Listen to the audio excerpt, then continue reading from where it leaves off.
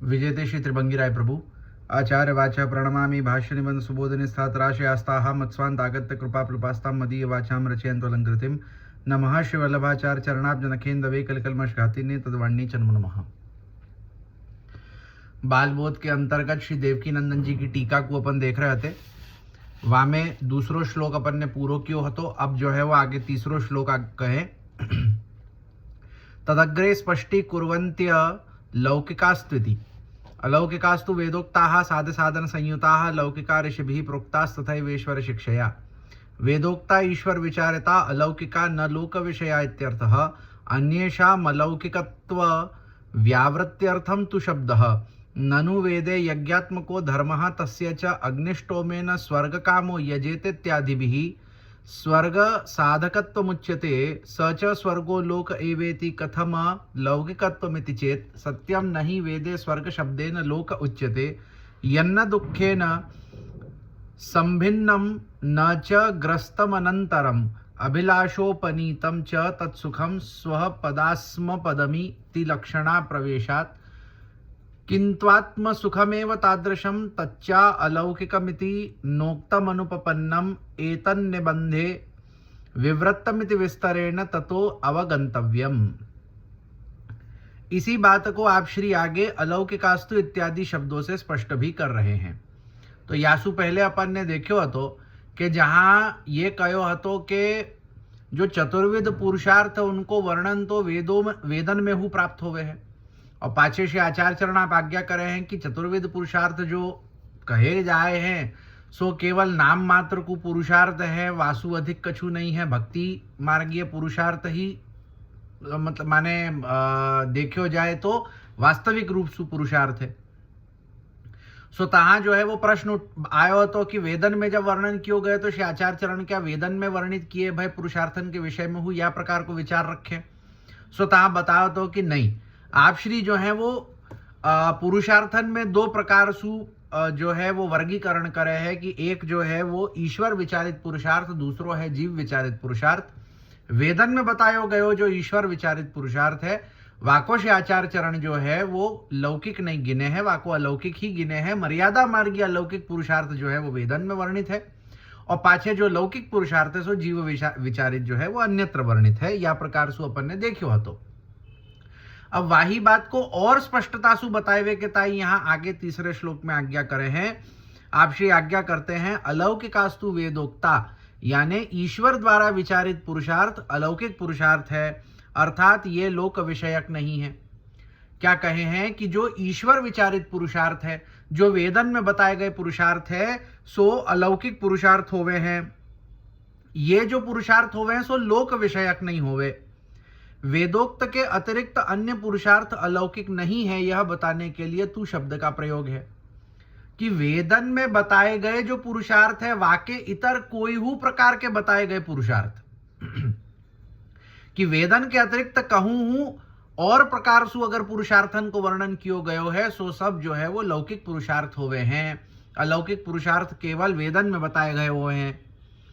किंतु यहाँ एक शंका यह होती है कि वेद में धर्म को यज्ञ रूप कहा गया है और यज्ञ को अग्निष्टोमेन स्वर्ग कामो यजेत इत्यादि वाक्यों के अनुसार स्वर्ग प्राप्त करने का साधक बताया गया है और स्वर्ग तो एक लोक ही है, फिर वेदोक्त पुरुषार्थों को अलौकिक कैसे कहा जा सकता है।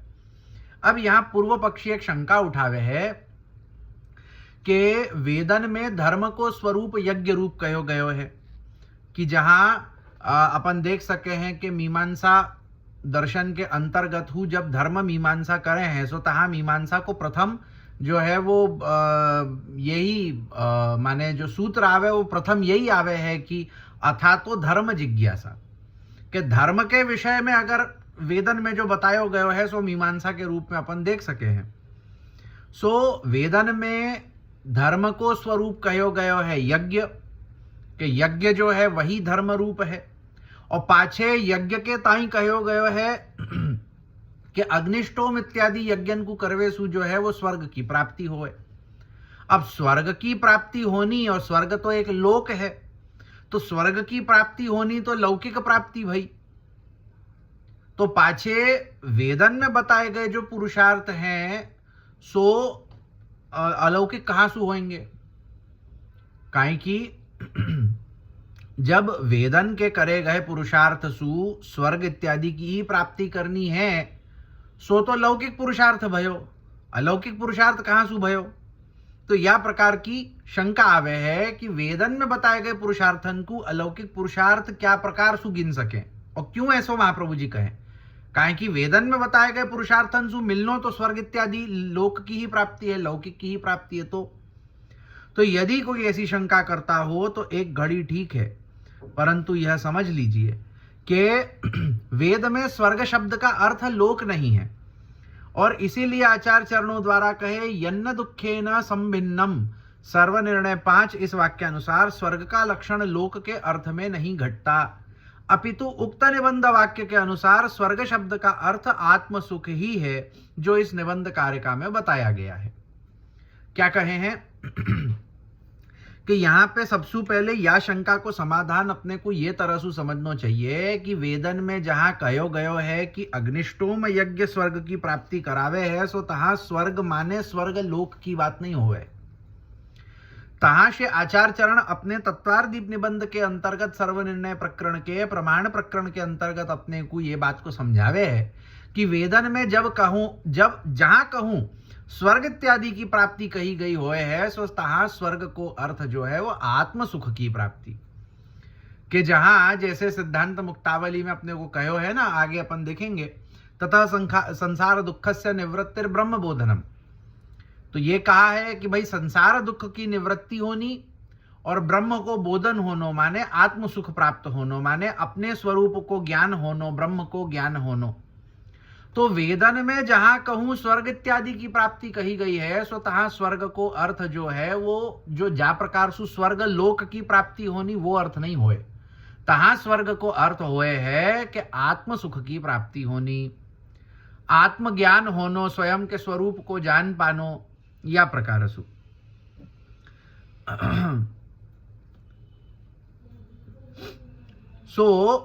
और वैसा आत्म सुख तो अलौकिक ही है, अतः वेदोक्त पुरुषार्थों को अलौकिक कहना अप्रमाणिक नहीं है।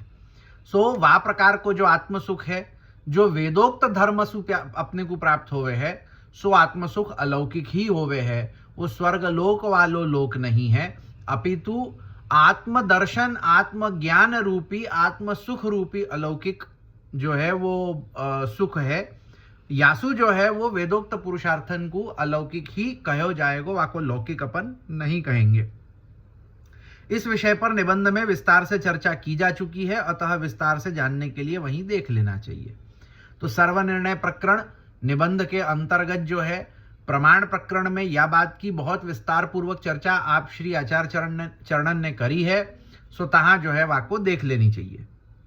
नन्वेवमपि फलस्य अलौकिकत्वम् आयाति न तु स्वरूपतो यागादेश तत्साधनानां वा तथात्वं वक्तुं युक्तं स्वकृति साध्यत्वादित्यत आहु साध्य साधन संयुता इति साध्या यागादयस् तत् साधनानि च तैहि सहिता एवा अलौकिका इत्यर्थः। यज्ञो वै विष्णुरिति श्रुतेः ससाधनस्य तस्य भगवद् रूपत्वात् तथोच्यत इति भावः। तदुक्तम निबंधेपि तत्साधनम च स हरिः प्रजायादि सृगादीयति यदिति। परंतु एक शंका यह होती है कि भले ही आत्मसुख अलौकिक ही है, तथापि अलौकिकता तो केवल वेदोक्त पुरुषार्थों से प्राप्त होने वाले फल में ही आ पाई, किंतु स्वरूपतः यज्ञ इत्यादि को अथवा यज्ञ के साधनों को अलौकिक कहना युक्त नहीं हो सकेगा। क्या कहे हैं कि यहां पाछे फेरी एक शंका करे है। क्या कहे हैं कि भाई यज्ञ वेदन में बताए गए यज्ञन को करवेसु अलौकिक आत्मसुख रूपी फल की प्राप्ति होवे है, यासु जो है तहां आत्मसुख काई की अलौकिक है, जो फल है आत्मसुख रूपी जो फल है सो अलौकिक है, याही सु जो है तहां अलौकिकता तो कह दे। परंतु जब वा पुरुषार्थ को माने कि क्या कह रहे हैं कि वेदोक्त जो पुरुषार्थ है, वेदन में बताया गया जो पुरुषार्थ है, वा पुरुषार्थ को फल अलौकिक है, यासु वा को अलौकिक कह सके। परंतु जब स्वरूपतः साधन को अपन देखें कि जहां यज्ञ रूपी साधन कहो गयो है वेदन में धर्म के रूप में कि यज्ञ करनो ये धर्म है, और या को जैसे पंच यज्ञ को, पंच नित्य यज्ञ को वर्णन से आचार्य चरण जो है वो निबंध में करे हैं कि जहां पंच नित्य यज्ञ को करवेसु जो है वो अलौकिक फल की प्राप्ति होवे है। परंतु अब यहां शंका क्या उठावे है कि जो यज्ञ रूपी साधन है सो तो अलौकिक नहीं है, वाको तो अपन लौकिक के ही कैटेगरी में गिनना चाहिए, क्योंकि यज्ञ आदि तो अपने स्वयं के द्वारा किए गए साधनों से सिद्ध होते हैं, इसलिए यज्ञ आदि साधनों को तो लौकिक ही मानना पड़ेगा। कि यज्ञ रूपी साधन को लौकिक काय लिए मानना पड़ेगा? काहे कि अपन जो वाय यज्ञ को करवे वारे हैं सो अपन लौकिक हैं, और जा प्रकार के साधनन सो अपन वाय यज्ञ को करेंगे, काहे कि यज्ञ के ताई जो साधनन की आवश्यकता पड़े है सोहू लौकिक होवे है। जैसे वहां में जो है वो आहुति के ताई घी की आवश्यकता होवे है, पायस खीर इत्यादि की आवश्यकता होवे है, यज्ञ कुंड के ताई जो है वो भूमि की आवश्यकता होवे, तहाँ वेदी बने हैं, वेदी के ताई जो ईट इत्यादि की आवश्यकता होवे है, पाछे वहां में जो है वो अग्नि के ताई जो है वो लकड़ी इत्यादि की आवश्यकता होवे। तो ये सब कछु तो लौकिक साधन हो। तो क्या कहे हैं कि वेदोक्त पुरुषार्थन को, माने शंका उठावे हैं कि वेदोक्त पुरुषार्थन को फल जो है सो अलौकिक है, यासु वेदोक्त पुरुषार्थन को अलौकिक कहनो सो तो बात ठीक है, परंतु जब साधनन को देखें, वेदोक्त पुरुषार्थन के साधनन को जब अपन देखें सो साधन तो लौकिक है, तो यासु फिर पाछे वाको अलौकिक कैसे कहें? तहां वाको लौकिक ही कहनो चाहिए। तो ऐसी शंका के समाधान स्वरूप आचार्य चरण वेदोक्त पुरुषार्थों को साध्य साधन संयुता इत्यादि शब्दों से कह रहे हैं। यहां साध्य का अर्थ है कि यज्ञ आदि, और यज्ञ अपने साधनों के सहित अलौकिक ही होता है, क्योंकि यज्ञो वै विष्णु कृष्ण यजुर्वेद तैत्तरीय संहिता 629 इस श्रुति के अनुसार यज्ञ को उसके साधनों सहित भगवद रूप बताया गया है। क्या कहे हैं कि यह शंका को समाधान क्या करे हैं कि ऐसो नहीं है। जब अपन वेदन में देखें तो वेदन में यज्ञ को फल, यज्ञ में आवश्यक जितनी प्रकार की वस्तु सामग्री होवे है, जो कछु अपने को साधन रूप में यज्ञ में लगे है, माने लकड़ी होए कि घी होए कि चावल होए कि कोई प्रकार सो वस्त्र इत्यादि जो कछु होए, यज्ञ में उपयोगी प्रत्येक वस्तु, यज्ञ की विधि, यज्ञ और यज्ञ को फल, ये सब कछु जो है वो अलौकिक है। काहे कि वेदन में कहो गयो है कि संपूर्ण यज्ञ जो है वो विष्णु स्वरूप होवे, के यज्ञ में अग्नि के रूप सु जो यज्ञ नारायण भगवान विराजे सोहू भगवान अलौकिक स्वरूप सु है, और यज्ञ करवे के ताई जो कछु सामग्री की उपयोगिता आवे है सो सभी सर्व का ही सामग्री जो होवे है सो सब अलौकिक ही होवे है, भगवद रूप ही होवे है। यही बात निबंध में श्री आचार्य चरणों ने तत्साधनम च सर्वनिर्णय 3 इस वाक्य द्वारा कही है। सो निबंध में हूँ श्री आचार्य चरणन ने सर्वनिर्णय के अंतर्गत यह बात को खुलासो कियो है कि यज्ञ के अंतर्गत संपूर्ण यज्ञ जो है वो भगवत स्वरूप होवे है। तहा नित्य पंच यज्ञ को निरूपण हूँ श्री आचार्य चरण ने कियो है कि कौन सो यज्ञ भगवान को हस्त है, कौन सो आपको चरणारविंद है, कौन सो आपको उदर है, कौन सो आपको मुख है, मस्तक है। या प्रकार सु पंच नित्य यज्ञ जो है वो भगवान को पूर्व श्रीअंग होवे है, कि जहां पंच नित्य यज्ञ सु भगवान की ही प्राप्ति होवे है। या प्रकार सु अलौकिक जो धर्म है, अलौकिक जो पुरुषार्थ है जो वेदन में वर्णित है, वाको निरूपण कियो गयो है। अत एवार्थस्यापि धर्म साधनत्वेन अलौकिकत्वमिति ज्ञेयं तद साधकस्य नाश हेतुत्वाद पुरुषार्थतैव अर्थस्य धर्म साधनत्वं निबन्धे निरूपितं धर्मो ह्यर्थेन साधित इति तेन धर्मेणार्थो अर्थेन कामः कामेन मोक्ष इति क्रमोत्र नोररीकृतः कामस्य तु दृष्टान्तत्वेन वैराग्यजनकत्वेन च मोक्ष साधकत्वात् तथात्वमिति विवेकः। अतएव अर्थ भी चूंकि धर्म का साधक होता है, अतः अर्थ को भी अलौकिक समझना चाहिए। क्या कहे हैं कि अब धर्म जो यज्ञ है सो धर्म है, अब यज्ञ जो है सो अलौकिक है, ये तो पहले ही बता दियो। कि यज्ञ जो है वो नारायण को स्वरूप है, वो विष्णु को स्वरूप है, सो यज्ञ भगवद रूप होवे सु यज्ञ अलौकिक है। अब वा धर्म के ताई जा अर्थ की आवश्यकता होवे कि जा अर्थ सु, जा वस्तु सु, जा सामग्री सु, जा धन सु, जा संपत्ति सु वो अलौकिक धर्म कियो जाएगो, सो वो अर्थ हु अलौकिक होएगो। सो काहे कि यज्ञ भगवद रूप अलौकिक है, यासु यज्ञ में उपयोगी जो अर्थ होवे है, जो सामग्री होवे है, जो वस्तु होवे है, सोहु अलौकिक भगवद रूप होवे है। और यदि अर्थ धर्म का साधक नहीं बनता तो वह नाश का ही हेतु होता है। इसलिए इस प्रकारक अर्थ प्राप्त करना पुरुषार्थों की गिनती में ही नहीं आएगा। क्या कहे हैं कि ऐसो अर्थ जो धर्म को सिद्ध नहीं करे, माने कि ऐसो पैसा जासू कोई धर्म कार्य नहीं हो रहे है, तो ऐसो जो अर्थ होएगो, ऐसो जो पैसा होएगो सो नाश को प्राप्त होएगो। तो या प्रकार को अर्थ प्राप्त करनो, या प्रकार को धन प्राप्त करनो जो कबहू धर्म में लगे ही नहीं है, ऐसे प्रकार के धन को प्राप्त करनो तो पुरुषार्थ की गिनती में ही नहीं आवे। जब अपन पुरुषार्थन की चर्चा करें ना, तो वाही धन को अर्थ पुरुषार्थ कहेंगे, जा धन सु कछु धर्म कार्य होएगो। काहे कि जो अर्थ धर्म को साधक नहीं होए, ऐसो अर्थ जो है वो नाश को प्राप्त होवे, वो कोई कार्य को, कोई काम को नहीं होए, वो कोई अपने कार्य में नहीं आवे।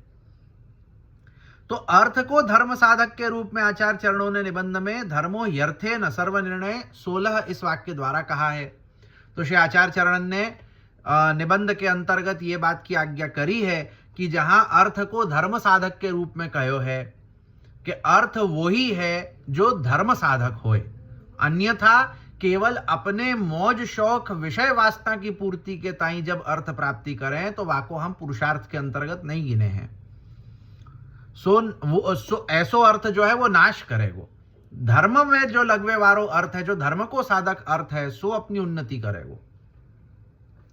अतः धर्म से अर्थ प्राप्त होना, अर्थ से कामना सिद्धि होनी और कामनाओं की पूर्ति द्वारा मोक्ष प्राप्त होना, यह क्रम आप श्री ने उक्त निबंध में स्वीकार नहीं किया है। कि अगर कोई कहे कि धर्म अर्थ काम मोक्ष, तो कोई या प्रकार सु क्रम माने कि धर्म करो, धर्म सु अर्थ की प्राप्ति करो, अर्थ सु काम की पूर्ति करो और काम की पूर्ति सो मोक्ष को प्राप्त करो, तो यह प्रकार को क्रम जो है वो श्री आचार्य चरणन ने स्वीकार नहीं किया है। आचार्य चरणन को अर्थ कहा है, आचार्य चरणन का क्या प्रकार सु भाव माने हैं कि जहां धर्म सु अर्थ नहीं है, अर्थ सु धर्म है, कि या प्रकार कोई धर्म प्राप्ति करनी और पाछे वा या प्रकार के अर्थ प्राप्ति करनी और पाछे वा अर्थ सु धर्म कार्य करनो, या प्रकार सु श्री आचार्य चरणन को माननो है। तो काम तो चूंकि दृष्टांत और वैराग्य जनक होने के कारण मोक्ष का साधक होता है। काम को दृष्टांत कहने का अर्थ है कि देखा गया है अंत होना जिसका, ऐसा होता है कि अथवा काम को दृष्टांत कहने के द्वारा मोक्ष साधक कहा होने का एक अर्थ यह भी हो सकता है कि भागवत के 9वें स्कंद के 19वें अध्याय में राजा ययाति के प्रसंग में यह बात आई है कि निरंतर कामोपभोग के पश्चात अंत में उन्हें वैराग्य हो आया। अतः राजा ययाति के लिए तो काम वैराग्य जनक सिद्ध हुआ, जबकि अन्यों के लिए राजा ययाति का काम प्रसंग एक दृष्टांत के रूप में वैराग्य जनक सिद्ध होता है, ऐसा अर्थ प्रतीत होता है। क्या कहे हैं कि अब जो है आगे क्या कहें कि काम जो है, अब धर्म को तो अपन ने देख लियो कि धर्म तो जो है सो तो अलौकिक ही है। अर्थ काई की धर्म को साधक है, यासु अर्थ अलौकिक भयो श्री महाप्रभु जी की दृष्टि सु। अब काम क्या प्रकार सु अलौकिक होए, तो क्या कहे हैं कि काम जो है वो दृष्टांत के द्वारा और वाही के साथ साथ वैराग्य जनक होवे के ताई जो है सो मोक्ष को साधक होवे है, कि जहां काम के दृष्टांत सु मोक्ष में लगे हो जा सके, अथवा जो है वो काम के वजह सु वैराग्य हो जावे, जासु मोक्ष हो जाए, मोक्ष में अपन लग सके। तो वामे जो है दृष्टांत को अर्थ कहें कि जैसे अपन जो है वो भागवत के 9वें स्कंद में राजा ययाति की कथा देख सकें। अब राजा ययाति की कथा में यह प्रकार को वर्णन कियो गयो है कि राजा ययाति ने काम को भोग इतनो कियो के वासु वैराग्य उनको हो गयो और पाछे वो मोक्ष के मार्ग पे जो है सो प्रवृत्त है गए। तो अब यहां दो बात है कि पहले तो यही प्रकार सु विषय भोग जनित वैराग्य और वासु मोक्ष में प्रवृत्ति होनी, अथवा तो दृष्टांत रूप सु ययाति के या प्रसंग को सुन करके पढ़ करके और वाको विचार करके वहां पे अनुसंधान करके पहले ही जो है वो वैराग्य को प्रकट होनो, वैराग्य को जनन होनो, जासु जो है पाछे मोक्ष में प्रवृत्त हो सके। काहे कि कभी कबहू कबहू का होए कि कोई प्रकार की कथा को पढ़ करके वापे विचार करके वाको जो है वो निरंतर चिंतन करवे पे अपने को जो है वो मन में वैराग्य हो जाए कि नहीं नहीं भाई याने जो या प्रकार सु भोग्यो है सो अपने को नहीं भोगनो है, तो अपन तो यार रास्ते जाए ही नहीं। सो काम के दृष्टांत द्वारा हु मोक्ष प्रवृत्ति होवे, मोक्ष की साधकता होवे, और काम के भोग सु वैराग्य होवे पे पाछे मोक्ष की प्रवृत्ति होवे है।